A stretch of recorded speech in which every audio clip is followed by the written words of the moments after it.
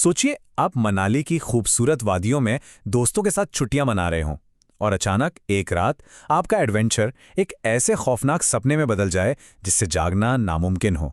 आज हम आपको एक ऐसी ही रात के अंधेरे में ले चलने वाले हैं। कहानी की शुरुआत ही इस डरावने मंजर से होती है। मतलब एक वीरान पड़ा चर्च, एक बेचैन कुत्ता और एक रहस्यमयी साया। ये तो बस उस रात जो भयानक होने वाला था उसकी एक छोटी सी झलक थी। कहते हैं ना, हर बड़ी मुसीबत की जड़ में एक छोटा सा गलत फैसला होता है। और ये कहानी भी एक ऐसे ही फैसले से शुरू होती है जिसने 3 दोस्तों की छुट्टियों को हमेशा के लिए एक डरावनी याद में बदल दिया। तो मिलिए इन 3 दोस्तों से, मनदीप, रोशन और जतिन। मनदीप थोड़ा सोचने समझने वाला, सावधान रहने वाला था। वहीं रोशन और जतिन, वहीं उनको तो हर चीज में एडवेंचर और थ्रिल चाहिए था। और इसी थ्रिल की तलाश उन्हें देर रात होटल से बाहर ले आई। अपनी बोरिंग ट्रिप को थोड़ा मजेदार बनाने के लिए वो शहर के बाहर निकल पड़े। और घूमते घूमते उनकी तलाश खत्म हुई एक पुराने वीरान चर्च के गेट पर। एक ऐसी जगह जिसके बारे में ना जाने कितनी ही डरावनी कहानियां थीं। मनदीप का दिल शुरू से ही नहीं मान रहा था। उसे वहां की वाइब्स, मतलब वहां की ऊर्जा बिल्कुल ठीक नहीं लग रही थी।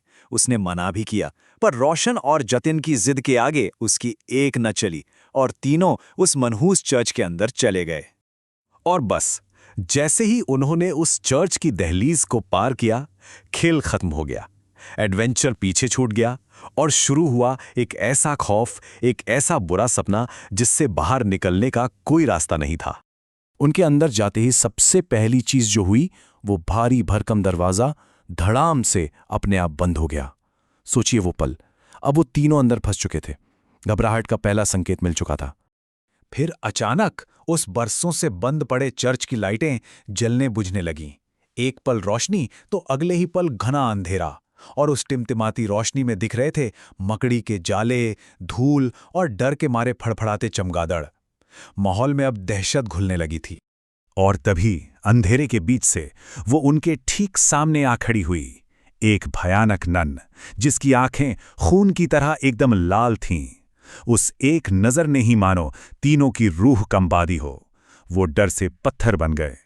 इससे पहले कि वो कुछ समझ पाते या हिल भी पाते, वो नन धुएं में बदली और सीधा जतिन के शरीर में समा गई। जतिन का चेहरा एकदम सफेद पड़ गया, आंखें लाल हो गईं और वो किसी छिपकली की तरह जमीन पर रेंगने लगा। वो अब जतिन नहीं था। अब सोचिए मनदीप की हालत। एक दोस्त पर शैतान का कब्जा हो चुका है और दूसरे की जान खतरे में है। सारी उम्मीदें अब सिर्फ मनदीप पर टिकी थीं। ये उसकी हिम्मत और उसकी आस्था की सबसे बड़ी परीक्षा थी। अब उस शैतानी आत्मा ने रोशन को अपना निशाना बनाया। उसने रोशन का गला दबोच लिया और अपने नुकीले नाखूनों से उसका खून पीने लगी। रोशन की तो जैसे सांसें ही रुक गई थी। पर यहीं पर मनदीप ने कमाल की हिम्मत दिखाई। डर तो उसे भी लग रहा था, पर अपने दोस्तों को बचाने के लिए उसने डर को पीछे छोड़ दिया। उसने अपना कड़ा और कृपाण थामा और उस शैतानी ताकत से भिड़ने के लिए आगे बढ़ गया। मनदीप ने जोर से जयकारा लगाया, वाहेगुरु जी का खालसा, वाहेगुरु जी की फतेह। और वो पवित्र कड़ा सीधा उस नन के हाथ में डाल दिया। फिर अपनी कृपाण से उस पर हमला किया। उस कड़े के छूते ही मानो उसे बिजली का जोरदार करंट लगा हो। वो दर्द से चीख पड़ी और उसने रोशन को छोड़ दिया। नन बुरी तरह घायल हो गई थी, पर लड़ाई अभी खत्म नहीं हुई थी। वो बुरी आत्मा अभी भी वहीं थी। अब उसे शांत करने के लिए किसी दिव्य शक्ति की ही जरूरत थी। जब मनदीप को और कोई रास्ता नहीं सूझा तो उसने चर्च में लगी जीसस क्राइस्ट की मूर्ति के सामने हाथ जोड़ लिए। वो रोते हुए गिड़गिड़ाने लगा, हे यीशु, हमारी मदद करो। और तभी एक चमत्कार हुआ।